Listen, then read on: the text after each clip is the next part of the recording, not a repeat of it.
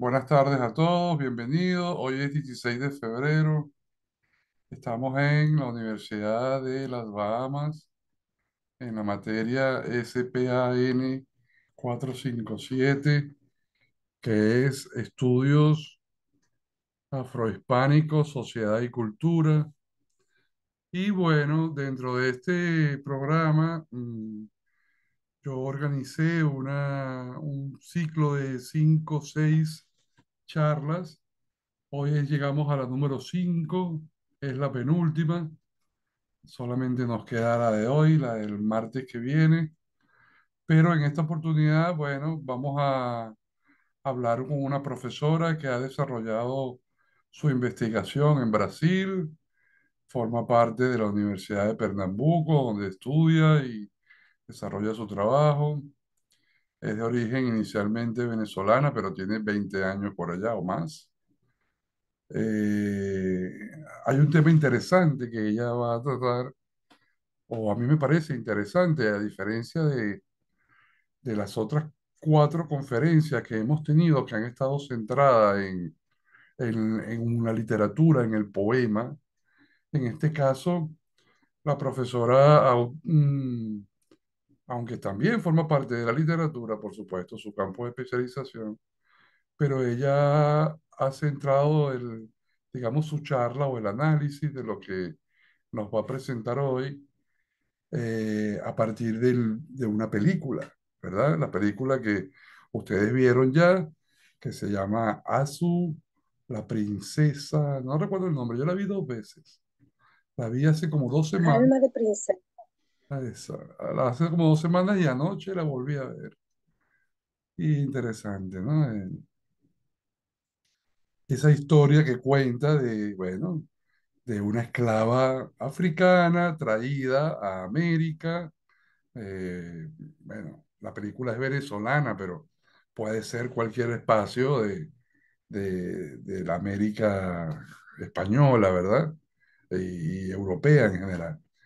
Y bueno, muestra cómo una persona que en África tenía un estatus social importante de princesa, el trato que reciben los esclavos, el conflicto que hay entre las mismas esclavas, ¿cómo se llama? Salomé, ¿no? ¿Cómo se llama la que es la novia del jefe, del capataz, que está con el hombre para recibir beneficios?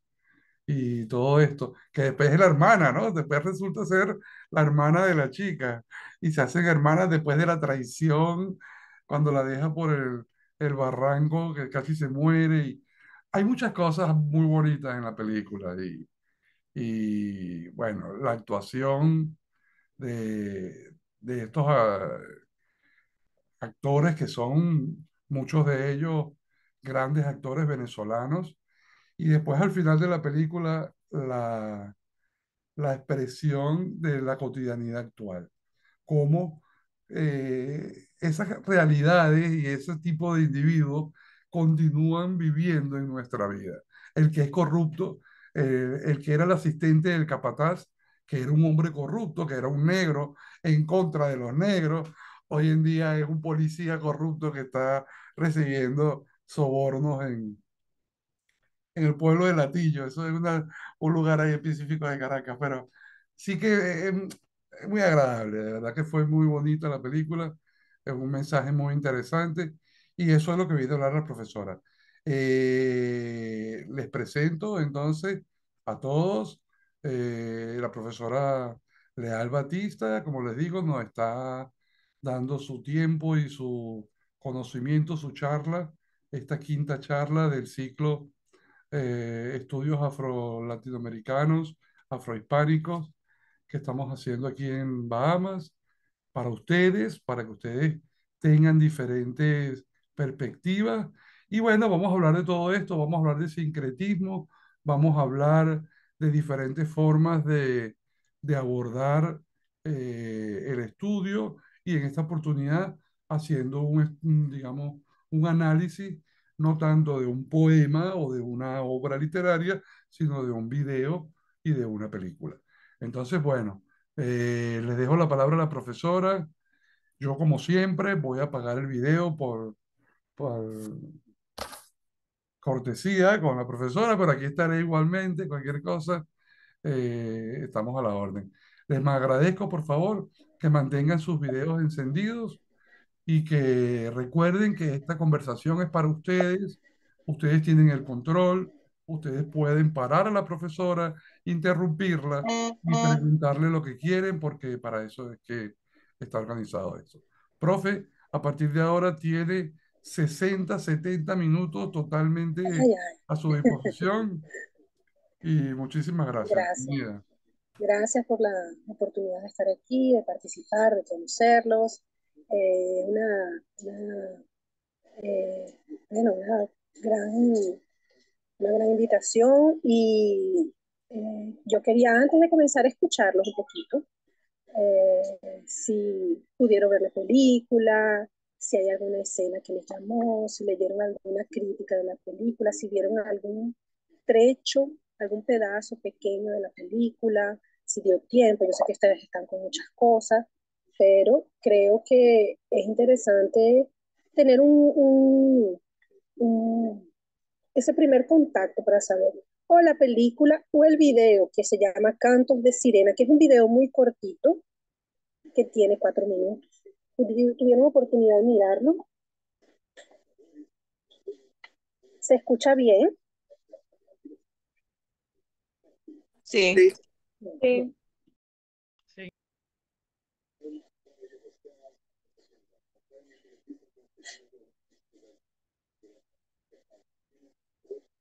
Ok. Entonces, si no tuvieron oportunidad de ver la película, la invitación es que la miren después de nuestro encuentro, ¿sí? Eh, Como el profesor comentó, una película que eh, es una película provocativa en el sentido que incorpora elementos históricos y estéticos de la cultura afro-venezolana. Es una película que es dirigida eh, por un cineasta que al mismo tiempo es director de la película. Entonces, hay muchos elementos realmente. No es una película, una película de ficción, porque esa princesa no existe en los relatos históricos, pero representa mucho de lo que pudo haber sucedido en nuestra historia eh, colonial, ¿no?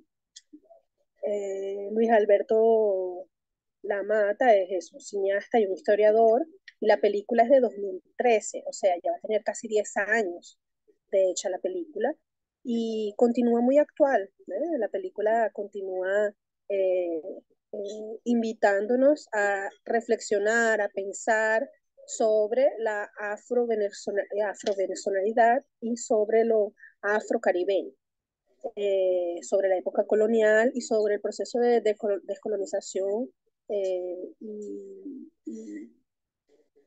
eh, y a intentar hacer diálogos, ¿eh? Construir algunos diálogos. Entonces, yo preparé aquí un pequeño material. Profe, me tiene que poner a ser anfitriona para poder compartir.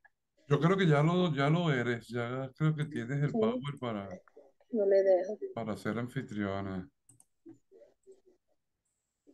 Ahora sí, a ver si consigo.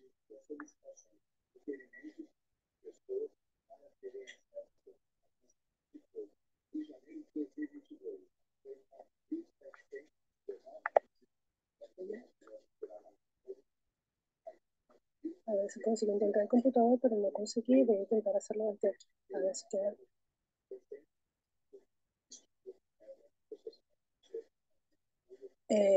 Como el profesor dijo, la idea es hacer un diálogo con el audiovisual.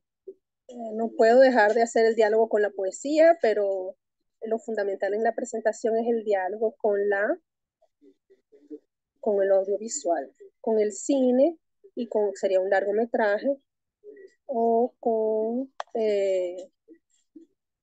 a ver si lo podemos ver bien. Okay. ¿Consiguen, consiguen observar el material? ¿Sí? Entonces, la primera información que tenemos aquí es una imagen con un mapa de Venezuela, con algunos puntos que representan la localización histórica de los cumbes en diferentes momentos históricos de la colonia. Y la idea es que hagamos ese diálogo entre lo que es el cumbe y lo que es la invocación a San Juan a través de una película, un largometraje y un cortometraje que sería ese pequeño video de canto. Y ahí mi intención fue que al ver la película pudiera conseguir en la literatura algún referente a cumbe, a la palabra cumbe. ¿Sí? Mi hipótesis era, debe aparecer la palabra cumbe en la literatura, para hacer un diálogo entre la película y la literatura, entre la poesía. Esa fue mi primera idea sobre una investigación. Bueno, el cumbe aparece todo el tiempo en la película, ¿no? La palabra cumbe. ¿Sí? ¿Y de dónde nace la motivación para hacer esta presentación? Primero, que cuando yo iba a la playa con mi familia, yo pasaba todo el tiempo por un pueblo que se llama Farriar, en Yaracuy, que es un estado venezolano. ¿Sí? Y allí había una población afro-venezolana y era un lugar muy distante de todo. Entonces, la curiosidad era por qué esa población estaba tan distante. Con el tiempo pudimos identificar, los estudios en Venezuela fueron siendo aprofundados sobre los pueblos afro-venezolanos y se identificó que ese municipio, el municipio Veroes, en el estado de Yaracuy, y los pueblos de ese municipio, todos eran descendientes afro-venezolanos. Y ese fue mi primer contacto, porque yo pasaba por allí con un pueblo afro-venezolano. Y la segunda motivación para hacer este diálogo entre cine y literatura son las celebraciones que se realizan en varias partes del mundo. La celebración de San Juan Bautista, la verdad, está encima del calendario, el calendario eh, el religioso, católico, está encima de las celebraciones de solsticio de invierno, solsticio de verano. Entonces celebra en Venezuela el fin de las sequías, o sea, de la falta de lluvia y el comienzo de las lluvias en Venezuela. Con la religión católica, el calendario religioso se impuso sobre los rituales que normalmente los pueblos originarios hacían o los pueblos iniciales europeos. Entonces, bueno, esa fiesta de San Juan se celebra en varias partes del mundo, normalmente el 23 y el 24, y en España, en varios países de América, en Venezuela es una fiesta muy importante. Y la fiesta en Venezuela tiene una característica muy especial, que ella funciona como control social, como organización social. Entonces hay un elemento que es de religiosidad, hay un elemento que es de antropológico, etnocultural, que ha sido muy estudiado en Venezuela. Otra cosa por la que yo me acerqué al tema fue eh, un material que preparé para mis clases de español, ¿sí? Sobre el San Juan en el mundo. Lo pueden ver aquí en esta dirección, Español por Siempre, es una dirección de red social, y ahí ustedes pueden mirar estos pequeños informaciones sobre cómo se celebra la fiesta en algunos lugares diferentes de América. Sí, por ejemplo, en Brasil existe San Juan. ¿Será que existe San Juan en Brasil? En Venezuela ya sabemos que existe San Juan. Y en Perú existe San Juan, la fiesta de San Juan. Entonces fueron elementos que fuimos investigando para comentar un poco sobre la fiesta de San Juan. ¿Ustedes tienen fiesta de San Juan? ¿Ustedes celebran el San Juan? No. ¿Daron? ¿No? Okay. Muy bien. Entonces, la palabra cumbe, que hace parte de nuestro encuentro hoy, es una palabra que yo retomé a partir de las redes sociales. ¿Cómo de las redes sociales, Sofía? Porque cuando yo comenzaba a hacer las investigaciones, me aparecieron muchas cosas interesantes. Primero, me apareció un libro, ¿sí? Un libro en portugués. Es un libro de, eh, vamos a decir, un libro de cómics, vamos a decir, de diseños, ¿no? Que se llama Cumbe. ¿No? Y en Brasil no se utiliza esa palabra normalmente. Hay un municipio, una ciudad en Brasil que se llama Cumbe, pero no hace referencia a lo que en Venezuela hace referencia. ¿No?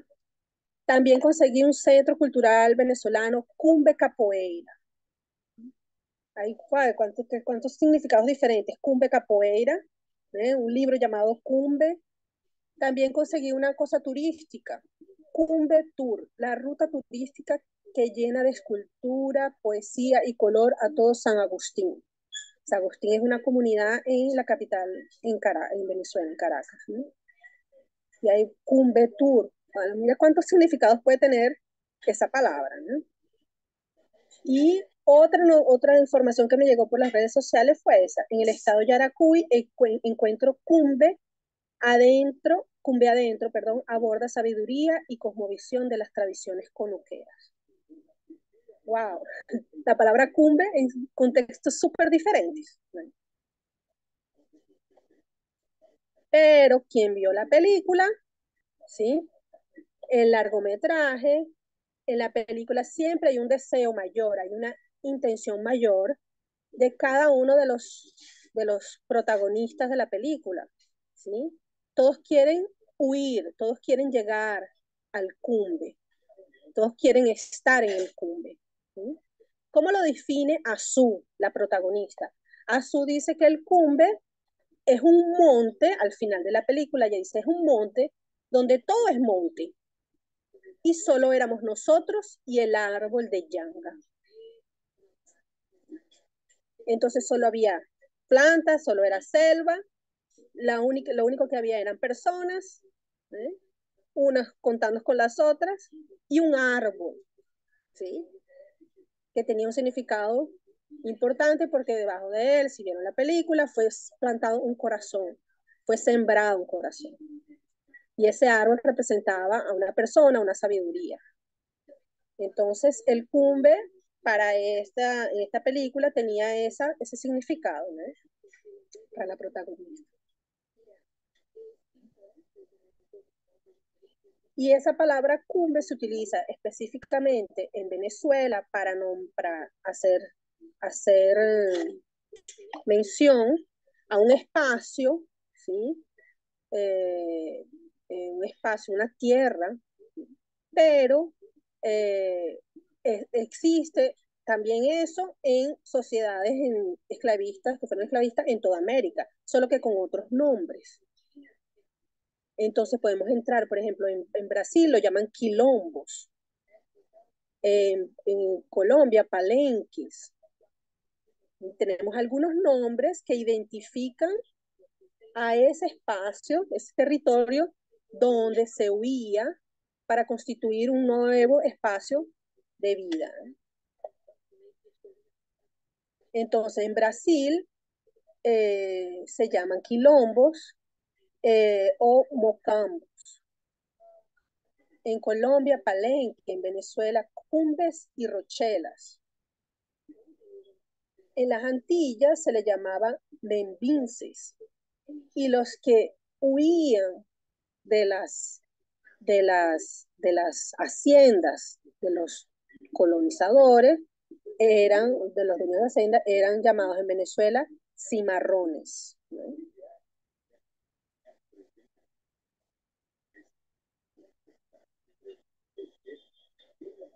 muy interesante también en la investigación es que esa parte más histórica es que los cumbres que se conformaron en algunas regiones, por ejemplo en Venezuela, no estaban constituidos solo por personas esclavizados negros, sino también por indígenas o por eh, algunos blancos que habían sido excluidos de la sociedad. Entonces eran lugares fáciles para esconderse, eran lugares, sobre todo los indígenas tenían mucho conocimiento de la tierra y en muchas ocasiones entre unos y otros se ayudaban para ocupar esos espacios que ganaban un nuevo significado.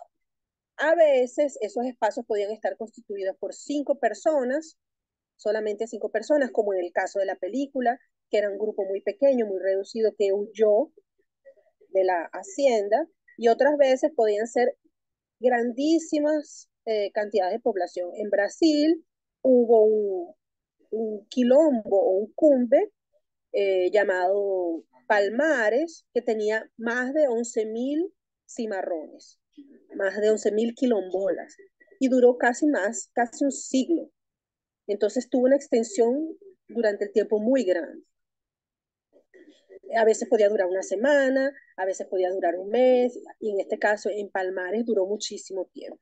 En Venezuela también tenemos experiencias de cumbres que se extendieron durante un siglo o un poco más. Vamos a ver.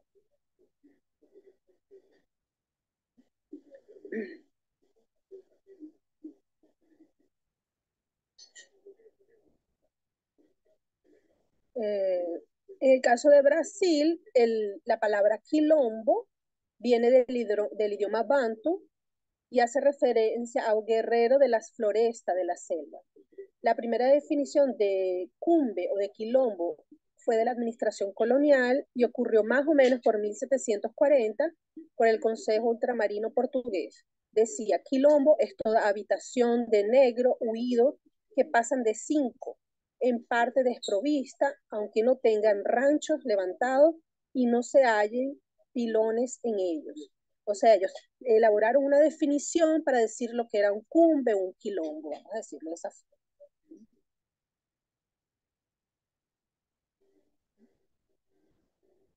Desde el punto de vista, pensando un poco más en la actualidad, hay una profesora venezolana, afrovenezolana llamada Lilia Márquez, que en 2016 afirma que el cumbe es la creación de la territorialidad para convertirse en vientre, lo utiliza más de una forma poética, ¿no? En espacio que nos permita fundar la cultura, rehacer nuestra historia y nuestra identidad. Y agrega, la economía de plantación, la trata negrera y el comercio triangular como experiencia humana dotaron al afrovenezolano de una experiencia común, una cultura común de resistencia y necesidad de liberación. Entonces, un poco este es el contexto histórico del cumbe. ¿Sí?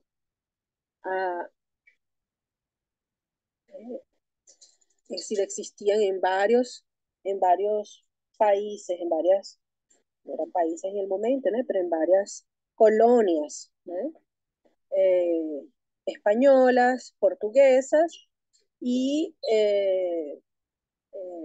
pues ahí no, hay relatos, hay investigaciones en México, hay mucha investigación en Brasil, hay mucha investigación en Colombia, y en Venezuela también ha habido una profundidad sobre estas comunidades. Entonces, aquí tenemos el mapa que estaba al inicio, un poco más detallado, ¿no? Fíjense, aquí tenemos cumbres del siglo XVI, son los que están en color azul, muy poquitos, ¿sí? Porque estaba ese primer proceso de la colonia, 1500, mitad 1560, 1570. Luego, en color verde tenemos los cumbres del siglo XVII, ¿sí? Ya hay una cantidad mayor en varias partes del país, y los cumbres del siglo XVIII, wow, hay un montón, ¿eh? Entonces, a medida que se va desarrollando el proceso de abolición de la esclavitud, ¿sí? Se van conformando más cumbres, más sociedades, vamos a decir, esos territorios donde había posibilidad de crear una nueva cultura, de reunirse, de rescatar ancestralidad, conocimientos de las diferentes regiones de donde habían sido traídos, ¿sí? Las personas que fueron esclavizadas en la colonia. Chévere, bien. ¿Alguna pregunta, alguna observación? ¿Algo les despertó algo esto? ¿Alguien ha hecho investigación sobre esto? ¿Sobre esta temática? ¿Quieren comentar? ¿Les parece interesante? Y es muy interesante. Daron, ¿qué te parece interesante, Dan? No sé si estoy pronunciando bien tu nombre, pero ¿qué te parece interesante? ¿Ya has leído sobre esto? ¿Has tenido algún trabajo? Cuéntame un poquito, cuéntame.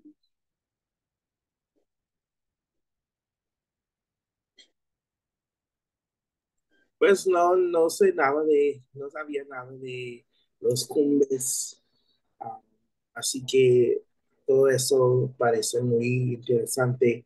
ah, lo que estabas diciendo de las vidas y los lugares. Muy bien, muy bien. Sí. Entonces, una información nueva y la idea es, bueno, eso ya está allí, hay mucha información, hay mucha investigación. ¿Cómo hacemos para hacer ese link, para hacer ese diálogo entre literatura, entre cine y investigación? Vamos a ver qué es el objetivo del encuentro, ¿no? Ahí yo tracé un primer plan, vamos a ver, ¿sí? Como el audiovisual, sí, el audiovisual, perdón, como ruta para la aproximación a elementos lingüísticos para la investigación. Caramba, ¿cómo una película, cómo un largometraje me puede dar elementos para la investigación? ¿Qué yo puedo investigar a partir de la película? Entonces, una de las cosas, uno de los caminos, vamos a decir, una de las rutas, ¿no? Hablando de la fuga, por uno se escapaba, uno de los caminos que podemos tomar sería el abordaje de las variaciones lingüísticas, ¿sí? Que es una de las investigaciones que se hace en el área de lengua, del español. Entonces, variaciones lingüísticas. Una lengua, las lenguas están vivas, ¿sí? El español está vivo y viene cambiando a lo largo del tiempo. Viene cambiando por varias cosas, por el tiempo, por circunstancias eh, eh, precisas. Por ejemplo, el hecho de la colonización impuso un idioma que no era el de las comunidades indígenas, pero ahí hubo una mezcla, ahí hubo un encuentro, ¿sí? Hoy en algunas de nuestras lenguas en español se utilizan palabras indígenas. ¿Cómo es que las palabras indígenas llegaron hasta nuestros días? ¿Y cómo es que el español se fue estableciendo y creando, entrelazándose con esa cultura indígena y también con la cultura que vino de África? Entonces, ahí nuestro idioma fue cambiando, fue transformándose desde el punto de vista histórico. Ahí tenemos un esquema de lo que serían las variaciones, cómo se analizan, cómo se abordan los estudios de variaciones lingüísticas. ¿Qué tipo de variaciones lingüísticas tenemos? Tenemos las variaciones geográficas, ¿sí? Dependiendo del lugar de procedencia del hablante, y ahí tenemos variantes diatópicas, es decir, el español de Venezuela no es el español igual al español de Colombia. Tenemos cosas en común, pero también tenemos algunas diferencias, ¿sí? De la forma que habla la profesora de Colombia, de repente no habla igual la profesora de Venezuela, ¿eh? O la de Puerto Rico, de República Dominicana. Entonces hay elementos que son relacionados con lo geográfico. También tenemos, por ejemplo, variaciones lingüísticas relacionadas con lo social. ¿Qué sería esto? Elementos socioculturales, profesionales del hablante. Entonces ahí entran, por ejemplo, diferentes grupos sociales, diferentes grupos étnicos, y ahí estaría un poco también la película. O sea, la película estaría en dos ejes tal vez de este esquema, ¿no? Esas variantes, aquí está la variante diastrástica, ¿sí? Diastrática, que son esas variantes que tienen que ver con lo que pasa dentro de la cultura, ¿sí? Y luego tenemos ahí niveles de la lengua, nivel culto, nivel medio, nivel vulgar, y jergas y argot, que son cosas que se van desarrollando en cada una de las regiones, de los lugares. Y luego tienen ahí otro elemento que son estilísticas. Entonces, esos son diferentes caminos, diferentes líneas para hacer los análisis lingüísticos a partir de las variantes lingüísticas. En el caso de la película, nosotros tenemos una cosa muy clara, que es el habla en español de los protagonistas, que no hablan igual, las personas que están representando a los blancos y las personas que están representando allí a los afrovenezolanos. Entonces hay elementos de la lengua, del habla de uno, que son diferentes a los elementos del habla del otro. Ay, Sofía, ¿y cómo yo sé eso? ¿Sí? Uno va desarrollando esa percepción, cuando va uno aprendiendo las diferentes variantes del español, pero también sabe eso por las lecturas. Entonces, hay un autor que es muy interesante, que se llama Ángel Rosenblatt, que nos cuenta un poquito sobre las características del español de Venezuela. Vamos a ver. Y ahí él nos coloca a la lengua en esos dos ejes, en las variables, en las variedades diatópicas y las variedades diastrásticas. Vamos a ver. Él dice así, en un pequeño texto que él dice que escribió hace mucho tiempo. Encontramos a cada paso personas que menosprecian la manera de hablar, la manera venezolana de hablar, sobre todo la caraqueña o central. ¿Qué sería la caraqueña o central? Esa habla que está en el medio del país, ¿sí? Si ustedes vieron el mapa, sería en el centro del país hacia el norte. El venezolano se come las eses y las des y se bebe las eres y las L's. ¿No son líquidas acaso? Nos hace esa pregunta. Y los que le echan en cara ese tremendo desbarajuste del consonantismo castellano lo achacan casi siempre a dos pecados capitales: el analfabetismo y los negros. ¿Será verdad? Tomemos como piedra de toque, para aclarar el problema, una lengua como la francesa, que se precia justamente de aristocrática. ¿Qué ha hecho el francés con todas sus eses finales de sílaba? Se las ha comido. Escribe les femmes, pero pronuncia la femme. Entonces, ¿qué él nos cuenta aquí? Nos está hablando de una diferencia geográfica, nos está hablando del español de Venezuela y nos está hablando del francés, ¿sí? De dos lenguas diferentes, que tienen variantes diferentes, que se comportan de forma diferente, y dicen que la forma de hablar en Venezuela podría tener, vamos a decir, algunas características que otra lengua no tiene. Y ahí, cuando uno estudia por dentro la lengua, se da cuenta que las dos lenguas tienen sus particularidades. En este caso, el francés se come todas las S al final.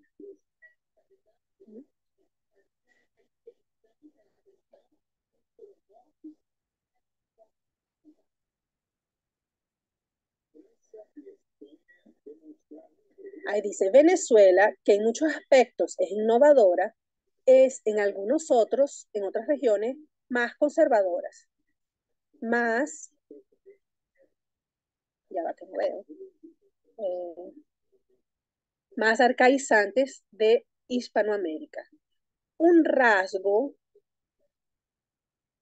conservador es el mantenimiento de la H aspirada, pronunciada como J, ¿sí? En muchísimos casos, humo, hacha, hallar, huir, hierro, hablar, y un centenar más. ¿Qué significa esto? Que en Venezuela no se pronuncia, no se deja de pronunciar la H muda, humo, sino que se sustituye por una J y se habla humo, humo, hacha, hallar, huir. Entonces hay una sustitución de la H por la J.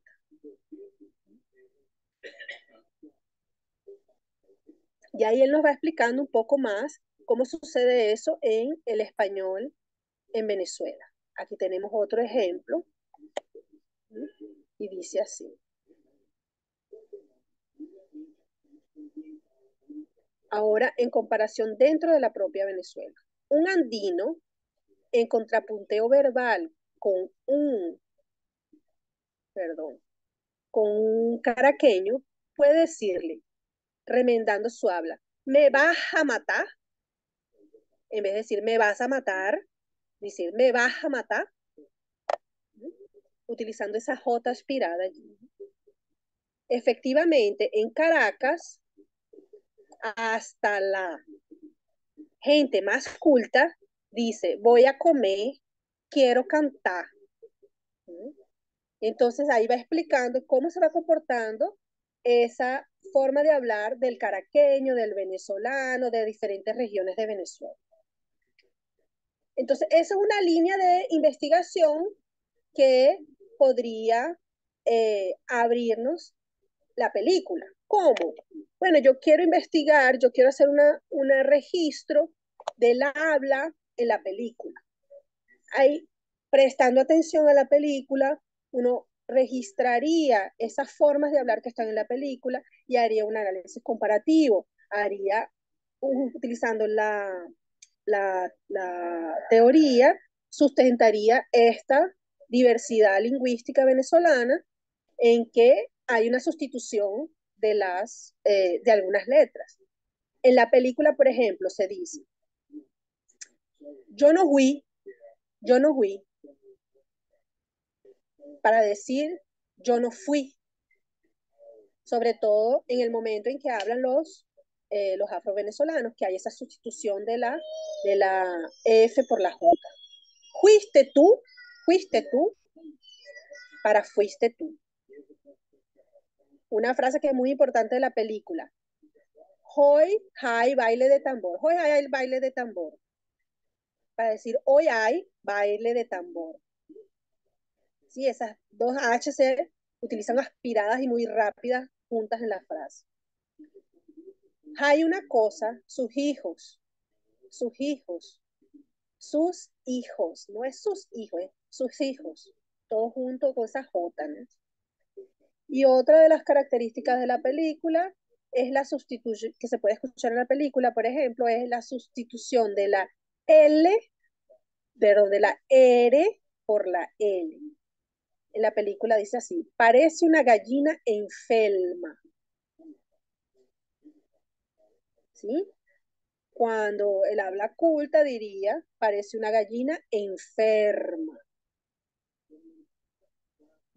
Pero esos dos registros existen en la película, ¿no? En la película hay los dos registros, los que son los colonizadores y los que están esclavizados en la película.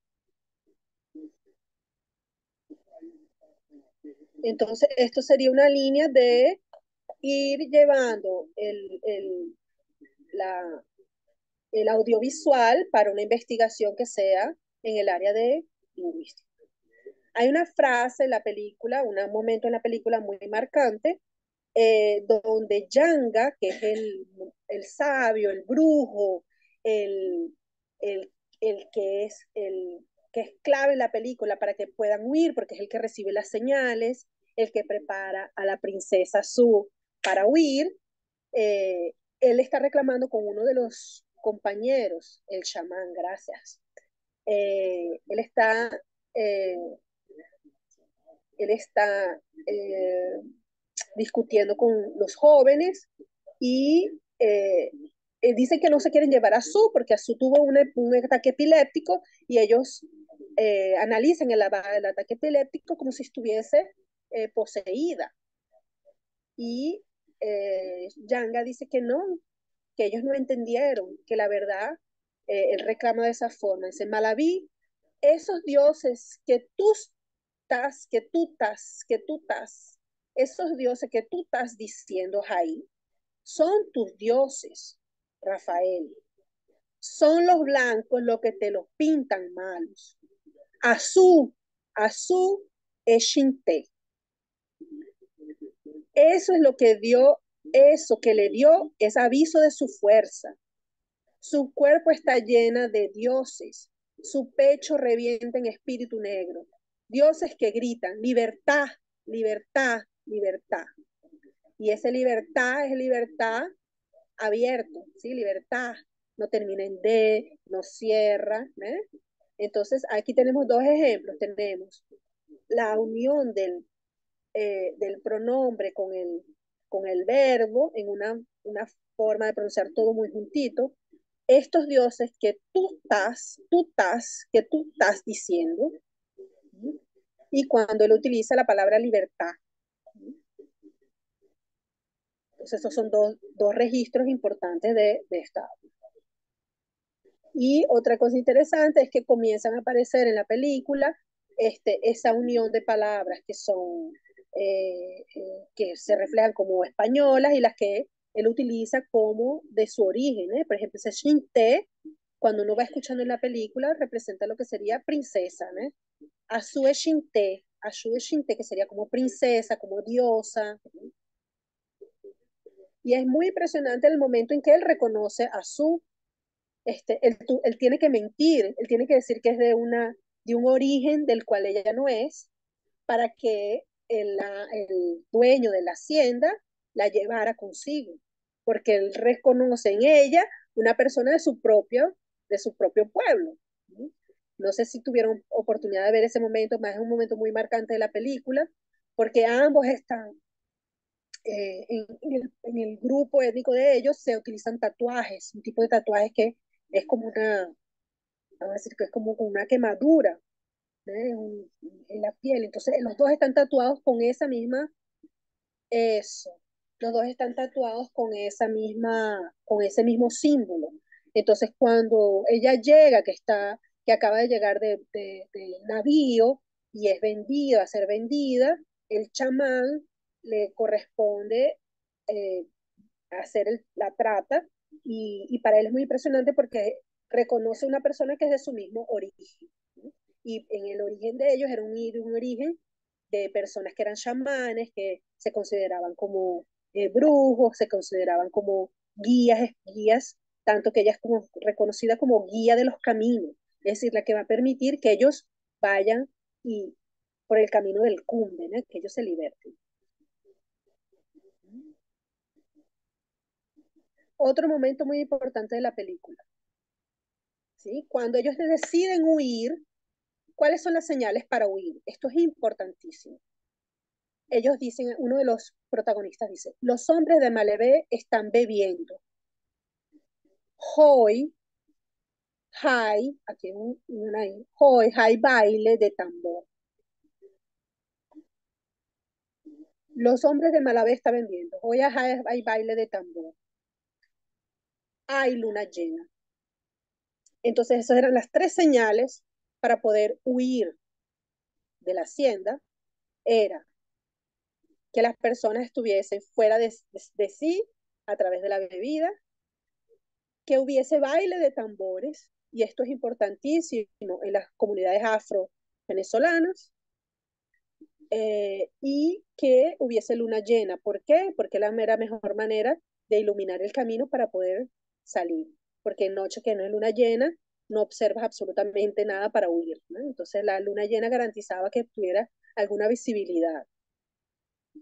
Y los tambores, aquí es vamos a decir, nuestro link, nuestra, eh, nuestro enlace con los cantos. ¿sí? porque los cantos en la película no aparece ningún canto, no aparece ninguna demostración de algún canto, vamos a decir, en grupo, pero hay cantos individuales, o sea, eh, el chamán, el, el, el sabio, canta, si no veo lo que están escribiendo, perdón. Eh, es, eh, el, el chamán canta y canta en su idioma original y a su canta cuando está haciendo un ritual de liberar el corazón de quien falleció. Pero en otro momento de la película no vemos a la gente cantando ni a la gente bailando tambores, pero hay una mención a los tambores. O sea que los tambores constituyen, lo mencionan una vez o dos veces solamente en la película, pero es fundamental. Los tambores son la conexión de todos los pueblos afro-venezolanos y en particular de la fiesta de San Juan. Entonces, ¿cómo conectamos nuestra investigación con los cantos de sirena? ¿Qué son los cantos de sirena? Son cantos a capela que se cantan eh, con, con, acompañados con pocos instrumentos o instrumentos básicos, ahí de maracas y algún tambor, y son cantos que son de invocación que se utilizan normalmente, que se cantan normalmente antes de la fiesta y al final de la fiesta. Y en este caso, los cantos de sirena son invocaciones a San Juan para comenzar la fiesta y para terminar la fiesta. Son también cantos que son improvisados y que pueden tener respuestas. Entonces, una comienza a cantar y la otra responde. En el video que compartió el profesor, hay dos mujeres cantando, dos cantoras venezolanas, dos cantantes venezolanas, que una responde a la otra, ¿no? Es un juego de respuesta. Y en los cantos también cantan muy bonito, y además en los cantos se utilizan normalmente loas, que son pequeñas expresiones, pequeñas frases donde solo se utilizan sílabas, ¿sí? Lo, ¿sí? Y eso va acompañando el canto.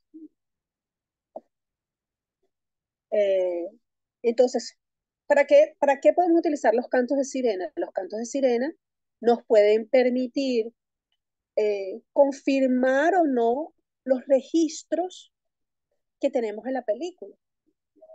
Es decir, la película está datada en 1700, a ver, 1870, ¿sí? La película comienza con la fecha de 1870. ¿Será que esos registros que la película intentó mantener del español en esa época, los tenemos hoy en los cantos de sirena, en esas tonadas, en esas improvisaciones? Se repiten de alguna manera estos registros de variaciones lingüísticas en Venezuela. Entonces, un camino para investigar eso puede ser a través de los cantos de sirena, que es una cosa actual, que permanecen, que todos los años se cantan, ¿sí? Y puede ser una manera de aproximarse a la investigación.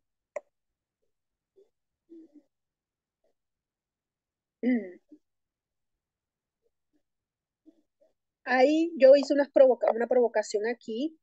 ¿Cómo sería nuestro problema? ¿Cómo sería nuestra situación en el momento de pensar en la película y pensar en la investigación lingüística? El primer problema. Permanecen algunos de estos registros en las comunidades afrodescendientes venezolanas actuales o en alguna particular. Es decir, a través de los cantos de sirena podemos notar las aspiraciones de la H por una J. Podemos notar el cambio de letras de una R por una L. En vez de está sorda, está solda, que es muy común, también ese cambio de R por L. Y la cadencia, si si prestan atención en la película, la forma de hablar de los afro-venezolanos es diferente de la cadencia de los blancos, de los que están colonizando, de los que están esclavizando. Entonces hay una cadencia particular. Entonces es posible percibir eso entre en la película y los cantos de sirena. Ahí estableceríamos un diálogo y podría hacerse un análisis de esas variantes lingüísticas. Otra provocación sobre las variantes lingüísticas. Hay disponibilidad en la biblioteca del centro de estudios, por ejemplo, de su universidad o de algún centro de estudios hispánicos.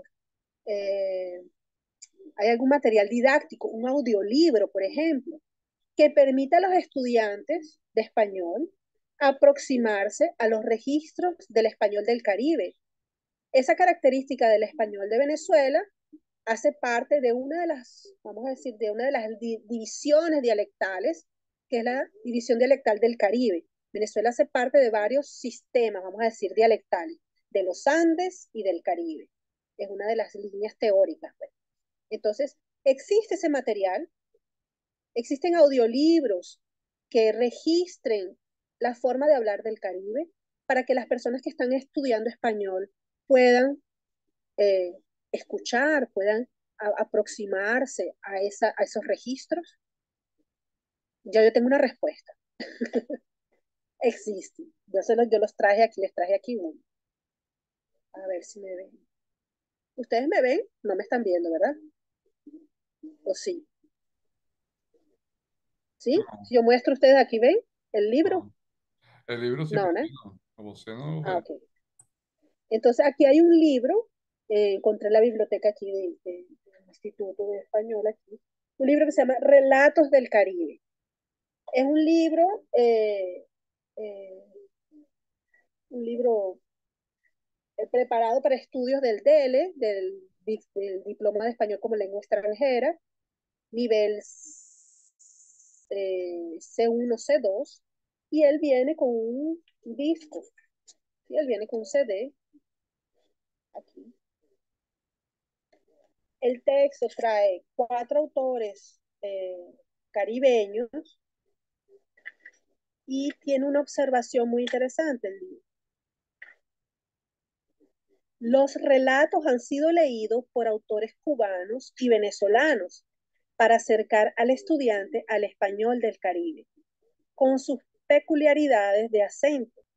Percibirás la pronunciación como S de la C y la Z, habitual en toda Hispanoamérica, y también la debilitación de la R y su acento a la L y su acercamiento a la L en posición final de sílaba, tan típica de Cuba y Santo Domingo.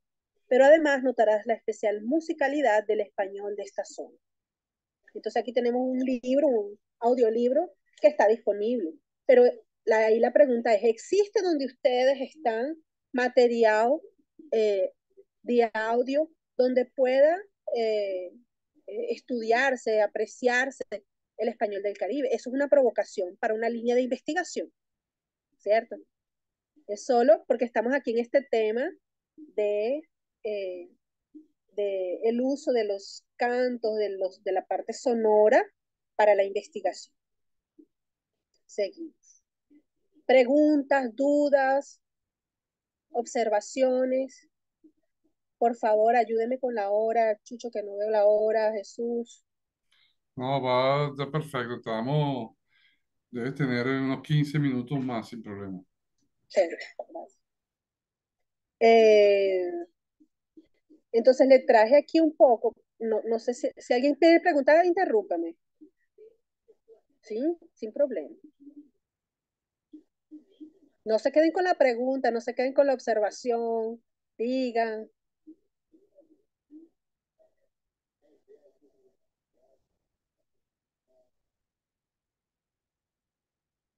¿no? Ok, vamos. Entonces les traje la foto, el nombre del texto, se consigue en PDF, Buenas y malas palabras de Ángel Rosenblatt, ¿no?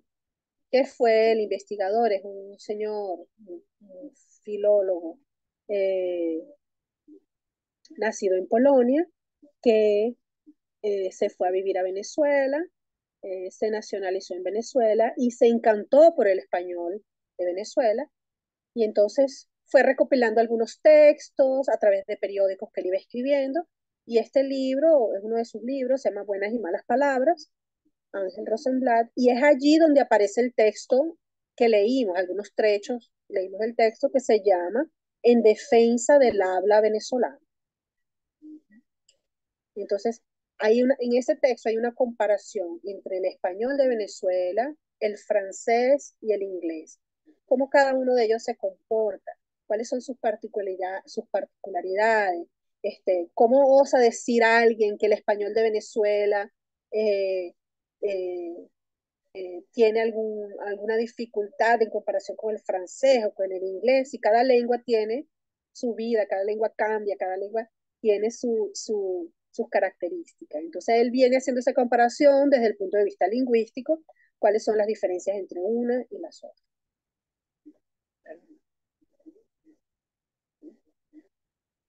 Segunda línea de investigación que podemos trabajar, que podemos desarrollar con el audiovisual. ¿Sí? Yo estoy proponiendo aquí otra línea de investigación a partir de una tesis, a partir de un trabajo, una monografía que encontré.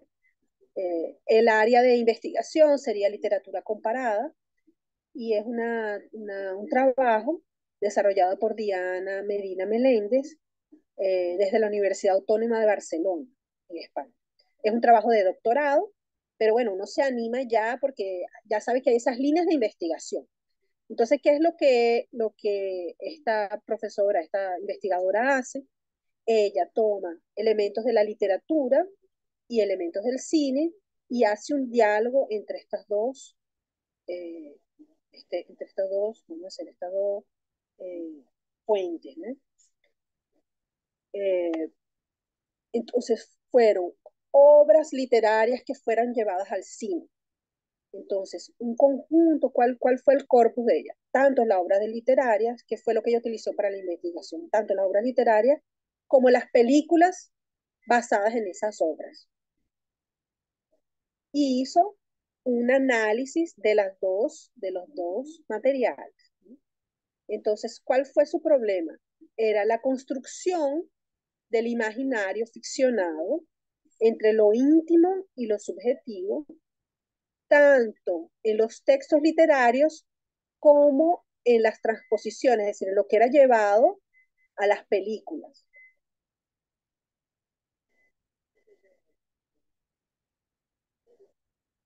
Que era lo que estaba mediando las narrativas, los discursos, sin preguntarse. Perdió la película en calidad por no tener todo lo que estaba en el libro, ¿sí? Porque a veces la película la narrativa de la película hace una relectura del libro para poder contar la historia. ¿Sí? Entonces, la investigación no estaba buscando analizar si había perdido la película en comparación al libro, ¿sí? En contraste con el libro, sino como esas dos fuentes se complementaban una con la otra. Entonces ellos lo que estaban buscando era analogías, equivalencias, semejanzas y diferencias entre las películas y las obras literarias. Esto es una investigación que fue hecha en 2016.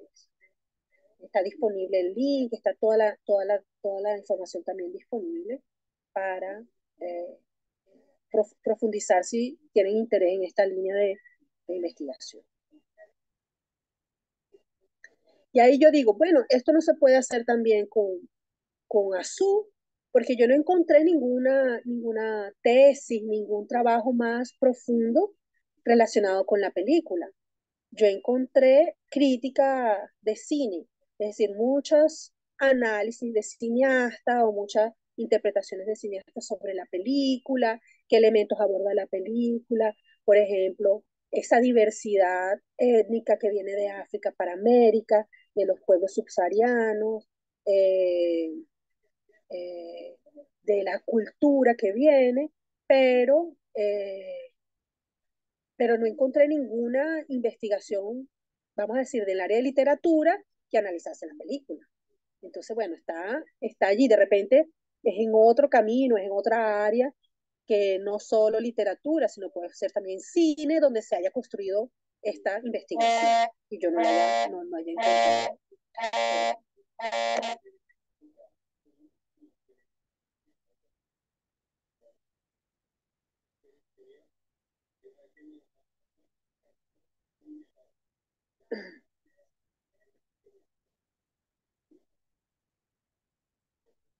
Y tenemos aquí entonces,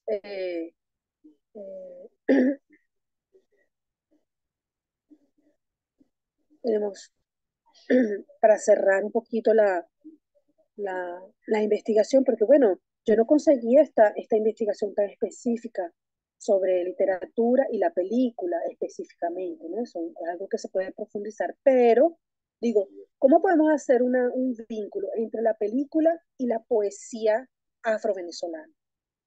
O la literatura, la poesía afrocaribeña. Entonces tenemos dos registros, conseguí dos registros, no conseguí ningún poema que hable del cumbe, pero conseguí dos poemas que hablan sobre cimarrón y cimarrones, que son la forma en que llamaban a las personas que huían de las haciendas. Entonces la profesora cubana Nancy Morejón eh, escribió este poema que dice, profe, ¿lo quiere leer? Porfa, me ayuda. Cuando miro hacia atrás y veo tantos negros, cuando miro hacia arriba o hacia abajo y son negros los que veo, qué alegría vernos tantos, cuantos. Y por ahí nos llaman minorías y sin embargo no sigo viendo. Ábremelo un poquito para acá. Esto es lo que dignifica nuestra lucha, ir por el mundo y seguirnos viendo en universidades y favelas, en subterráneos y rascacielos, entre giros y mutaciones, barriendo mierda, pariendo versos. Ese es un poema, gracias profesora, un poema de la profesora Nancy Morejón, poeta cubana, crítica y ensayista, ¿sí? Nacida en 1944 y tiene 78 años, ¿sí? Vive en Cuba, y bueno, es de su inspiración y de su correr por el mundo. También existe un poema llamado Cimarrón, que es del poeta venezolano Andrés Eloy Blanco, que creo que ya lo conocieron, que ya estudiaron un poco sobre él, este que está al inicio de nuestro encuentro aquí. Voy a ver si lo consigo aquí antes de finalizar. Rápidamente. ¿Alguien quiere leer? ¿Alguien se anima?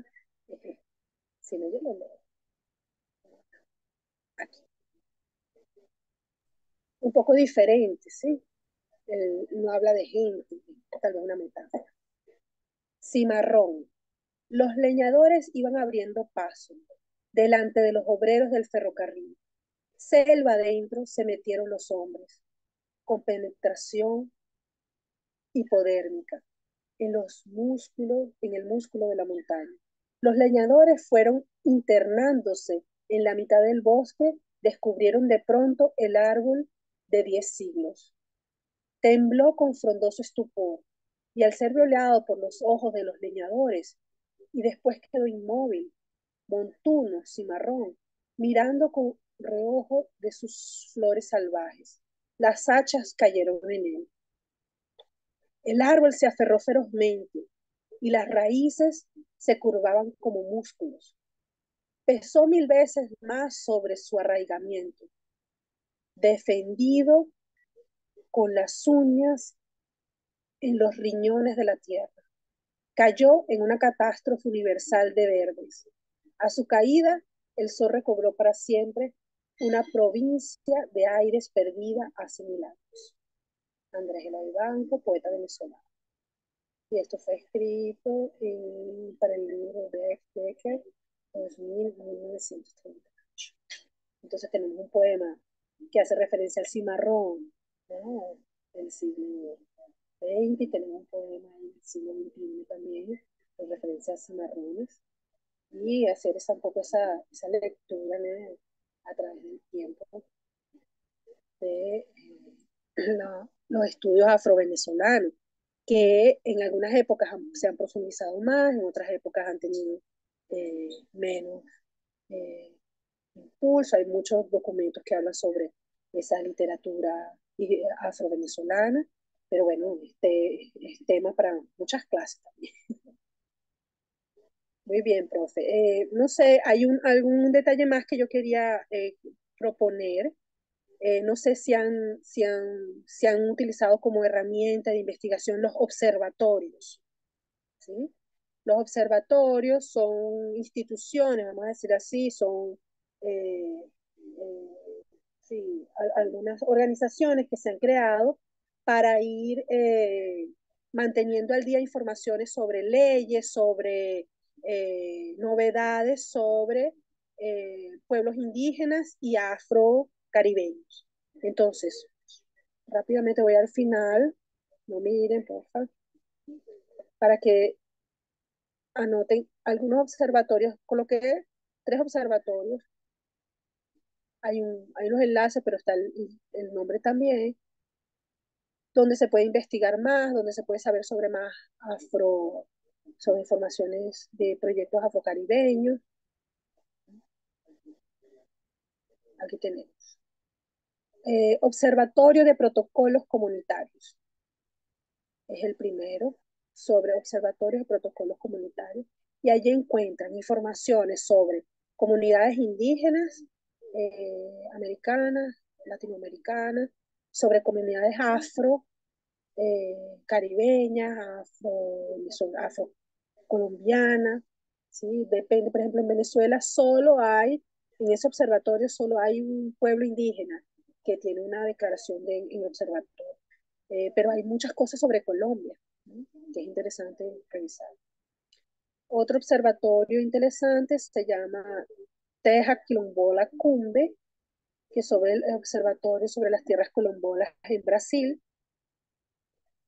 Y el último no es un observatorio, pero es la Fundación Cultural Palmares, que congrega mucha información sobre los pueblos afro-brasileños. Y hay mucha investigación, hay muchos registros también.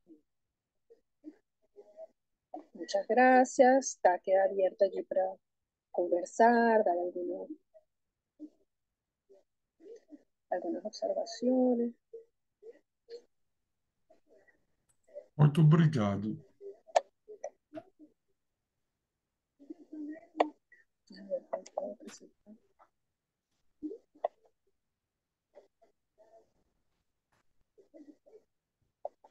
¿Algún comentario, alguna pregunta para la profesora?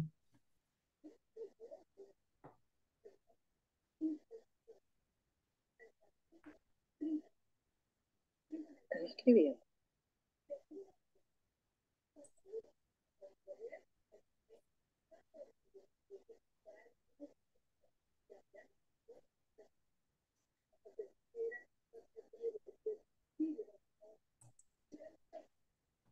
Bueno, muchas gracias, profesora. De verdad que a mí me encantó. Hay muchas cosas importantísimas que ha tocado y que realmente no, uno a veces da por entendido y es muy importante atender. El caso de las variedades lingüísticas, utilizar, digamos, el centro del análisis en el análisis lingüístico de los diálogos, de la representación de esta cultura y de esta gente en la película es maravilloso y la manera como también presenta ejemplos, porque ahí hoy no hay tambor, entonces sí, definitivamente eh, es de esa manera como uno utiliza estas expresiones y desarrolla en un corpus teórico y con fundamento, como usted lo ha hecho muy bien, eh, por qué esta representación es de esta forma, qué es lo que está sucediendo allí, la, la descripción del análisis, y eso es precisamente lo que tenemos que hacer, digamos, en este semestre, lo que estamos buscando como objetivo, ¿no? Dentro de la materia. Entonces, yo resalto lo que está diciendo la profesora porque mm, mm, eventualmente uno da por entendido que el estudiante entiende ya que hay una variedad, que hay una forma de analizar la lengua y a veces no es así. Entonces, me parece muy valioso, ¿no? Y desde el primer momento, la película, eh, esa búsqueda del cumbe y esta palabra tan utilizada por los argentinos, que es el quilombo, la connotación que se hace en Argentina de la palabra quilombo es una connotación evidentemente peyorativa. Es una connotación en donde se habla de el desorden, el desastre, el- la gente borracha, el conflicto, la pelea. Es eso lo que describe el quilombo. Cuando tú hablas hoy en día con una persona que habla la variedad argentina de la lengua, con una alta frecuencia, va a utilizar eh, la expresión quilombo para definir algo que es desordenado, algo que no es correcto, algo que es, y eso evidentemente eh, ha sido un concepto que se ha eh, mantenido a lo largo de la historia para describir los pueblos de los negros. Porque ¿qué es un cumbe? Es el pueblo donde el negro que se niega a asumir la cristiandad y la cultura de, de quien lo está dominando, busca un espacio dentro de su capacidad, un espacio libre para sembrar el corazón de sus antecesores y sembrar precisamente una mata de marihuana, me pareció bien interesante. Pero bueno, una planta en el corazón y en el centro de ese espacio, como para empezar a crear allí su cultura y empezar a crear allí su pueblo, su tradición, su civilización. ¿Y qué civilización es? Bueno, precisamente la que hoy en día celebramos, la que hoy en día respetamos y promovemos como algo necesario para el respeto de la minoría o de las diferencias raciales o de la tradición del discurso global integrador y guancan, guancan, guancan. Entonces, si eso es así, esta gente esclava fue la que precisamente logró eh, imponer lo mínimo para que hoy en día podamos saber que eso existe, porque si no, el negro de hoy estaría eh, transformado en lo blanco, ¿no? ¿Y qué sucede? El mestizaje. Hay países como Argentina, como Uruguay, como Chile, como Bolivia, como que la población negra se caracteriza por no ser mayoritaria, como lo es en Colombia, como lo es Puerto Rico, Dominicana o lo que sea. Aunque los dominicanos no quieran ser negros, esa es otra historia. Y igual los colombianos y todo. O sea, Y en la el película se ser ve muy negro es algo no bien. positivo. Claro. En la película se ve muy bien el personaje de eh, justamente la que al final termina siendo hermana, ¿sí? Candelaria, se llama. Este, que ella se creen, ¿eh? Se cree, ella se cree, no piensa, y más, ellos lo reclaman. Deja de pensar como blanca, ¿no? Claro, Deja de pensar claro. como blanca, ¿no? Eso que tú Eh, dijiste, que tú, eh, es que esta religión, no, que ese es el demonio, que el negro dice, ese es el demonio, ese es el diablo, que la mujer tiene el demonio. ¿Qué coño diablo, ni nega? Esos son tus dioses, pendejo, claro. Entonces, evidentemente, eh, sí, están escribiendo lo que está sí, no, diciendo. hay una pregunta interesante eh, sobre el quilombo y el cumbe. Son la misma cosa, solo que en Brasil lo llaman quilombo, en Venezuela lo llaman cumbe En Argentina lo llaman quilombo, pero con una connotación peyorativa. En Colombia lo llaman palenque, pero representa el mismo concepto que es un espacio de tierra, un, Un pueblo. sí, un pueblo donde las personas que fueron esclavizadas en la colonia conseguían huir para constituir una comunidad. Porque yo no quiero estar más, yo no quiero estar más. eh, en la película se ve muy bien. Hay, un, hay, un, hay una imposición del, del dueño, ¿sí? Porque él es dueño El de, los, capataz, de los claro, otros el seres humanos, español, que el dice, blanco. Claro. pero es que ustedes no necesitan vivir en el cumbe, ustedes necesitan vivir conmigo porque yo cuido de ustedes, Es como un ¿sí? político. Ustedes no pueden vivir en pecado, ustedes no pueden vivir en el cumbe no hay nada. Y ellos dicen, sí, pero yo soy esclavo y yo estoy produciendo para él, yo no estoy produciendo para mí ni para mi familia. Y él dice, pero ustedes tienen un conuco, si yo les doy un conuco. Sí, pero es que esa tierra no es tuya, esa tierra es mía porque yo la planto y yo la trabajo. Entonces hay una superposición de discursos. El discurso del colonizador que dice que él no puede, el negro no puede vivir sin el blanco, porque el blanco lo cuida, y el discurso del, del esclavizado que dice, yo prefiero vivir mi vida fuera de aquí que sirviendo a tus dioses y y sirviéndote a ti todo el tiempo. Entonces, en la película se ve muy claramente la imposición de la religiosidad y la imposición del trabajo, la imposición del discurso de la esclavitud. Entonces está constantemente dentro de la película.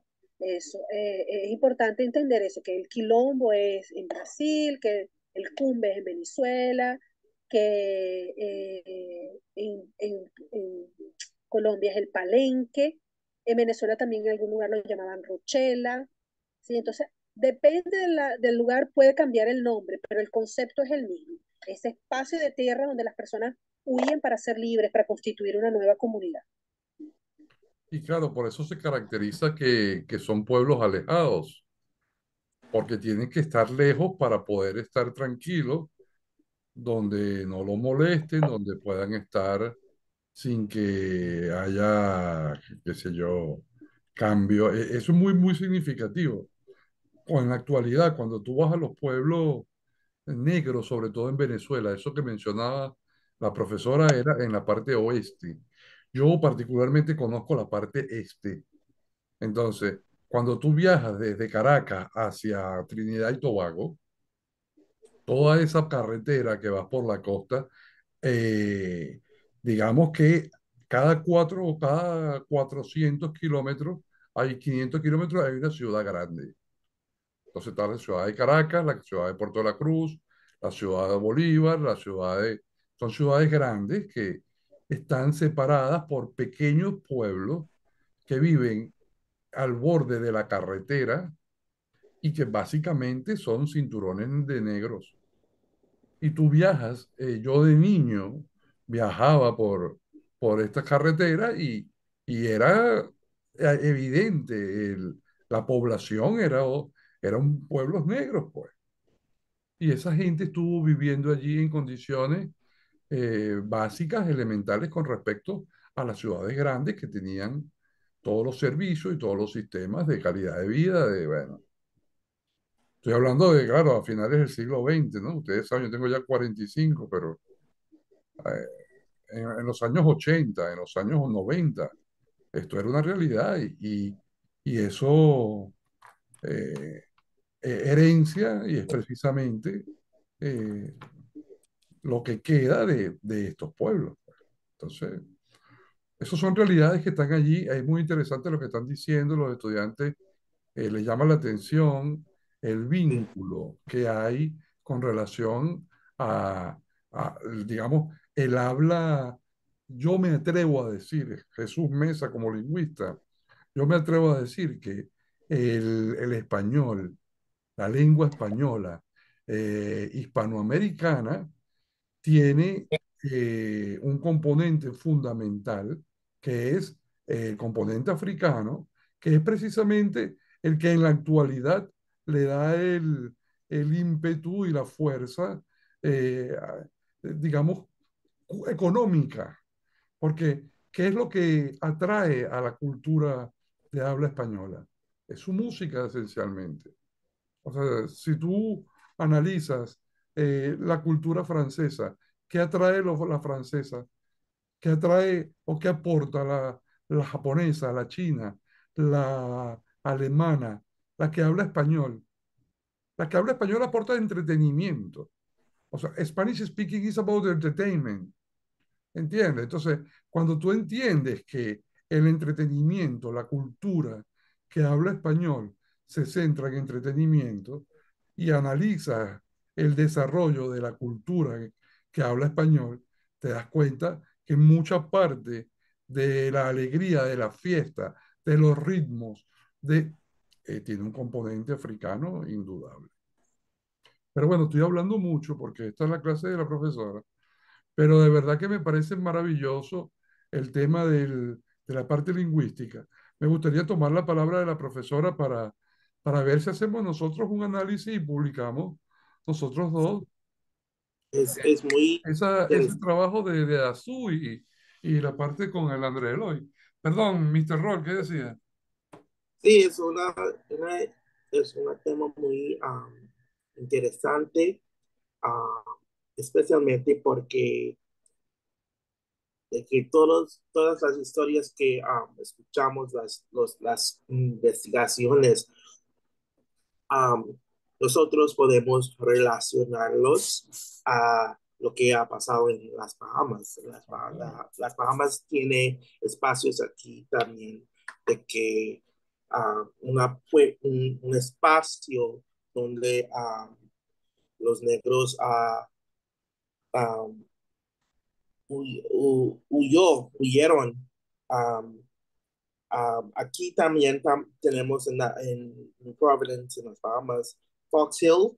Fox Hills, claro, yo viví allí, Sí, claro. es la misma historia y es muy interesante que yo he vivido en México y también ellos tienen también se llama, no sé, Yanga o algo así, ah, de que la historia um, uh, son igualitos y es muy, ¿cómo se llama? Es muy profundo que los negros, aunque no tenían uh, mucho, muchos recursos, tienen las habilidades de unirse y formar un nuevo persona, un nuevo negro, y para seguir adelante juntos en sus propios áreas en el nuevo mundo. Así que es muy interesante.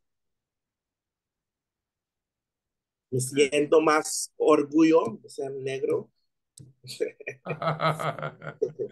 Claro. Tiene micrófono, profe. Sí, no, exactamente, exactamente. Gracias, gracias. Ujú. Hay unas conexiones eh, es un tema amplio, sí, pero hay unas conexiones que hay que ir haciendo, cosiendo, ¿no? Entrelazando unas con otras, ¿eh? Eso es muy importante. Y a veces la forma en que estudiamos historia, la forma en que estudiamos sobre los pueblos eh, americanos, afroamericanos, los pueblos indígenas, es como muy poquito, muy partícula, y no conseguimos ver esa cosa que está entrelazada unos y otros, ¿no? Entonces, yo creo que ahí la historia nos ayuda, ¿no? Para entrelazar todo eso, ¿no? Entonces, creo que gracias por tu contribución y, bueno, no sé, profesor, creo que ha sido muy, muy interesante escuchar y Sí, ver gracias a las Welinda. contribuciones de cada de ellos. Claro, en el chat participaron Welinda, Abigail, la Renick también escribieron sus opiniones. Muchas gracias a todos. Bueno, una vez más, gracias de nuevo. Buenas noches, profesora. Encantadísimo Gracias. de Muchas poder que nos gracias. ayude y bueno, Sí. muchas Gracias, gracias. gracias por la invitación. Gracias por estar aquí todos hoy en la noche. Chao, hasta luego. Chao, buenas noches a todos. Hasta luego. Chao.